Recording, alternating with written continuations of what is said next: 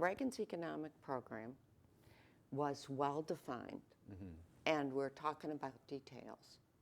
You know, he wanted to reduce marginal tax rates, cut taxes, shorthand, control federal spending, except for defense, reduce regulation and bureaucracy and unnecessary regulation, stable monetary policy. Those are the 4 points.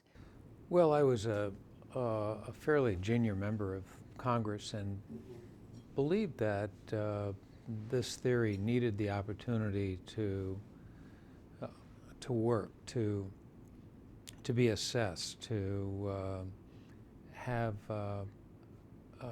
an opportunity for evaluation. And I must say, it was a new president, and it was our feeling that the president ought to be given an opportunity to implement many of the proposals that his administration was advocating. I look back at that as one of the perhaps many mistakes that I made in my career legislatively in terms of the votes that I cast, in large measure because I think that theory, that religion that you cut taxes adequately enough, you can actually generate more revenue, is fallacious. It's been debunked. There isn't a legitimate budget analyst who will now subscribe to that theory, but there are still religious zealots who believe that that is what happens, even though all of the evidence proves to the contrary. For every dollar in tax cut, you get about 30 cents back in revenue.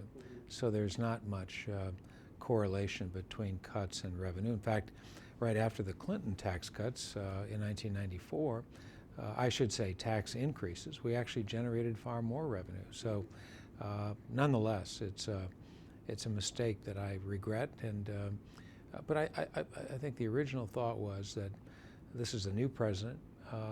This is a theory that deserves an opportunity for evaluation, and I'm going to support it. There was nobody in the Reagan administration who actually believed in the Laffer Curve, although Art Laffer was a member of the. Now, Art Laffer himself didn't believe in the Laffer Curve. Art Laffer's curve was saying that there were 2 points at which you could raise the same amount of revenue. One was a lower tax rate, and one was a higher tax rate, okay? And so he was enthusiastic about reducing taxes for the purpose of encouraging economic growth. And in the long run, he argued that that would increase revenues. Nobody argued in the short run that you would recover the entire amount of a tax cut. Well, I think that the experience involving President Reagan and debts and deficit points out the problem that exists in Washington is really discerning the difference between myth and reality. All too often, the perception created around the myth has a lot to do with the message and the effectiveness of the messenger. He was a pretty good messenger and had a message that involved an echo chamber. Most of the Republicans in Washington shared his view about the importance of that message. But when you're a true believer, you can speak and act in contrast to the facts and still be a compelling messenger, and that's exactly what happened. You're absolutely right. The tax cuts and the defense increases and the recession, those 3 factors, were immensely responsible for the creation of a huge debt. Up until that time, the single largest debt we'd ever had. We doubled the debt of the entire country.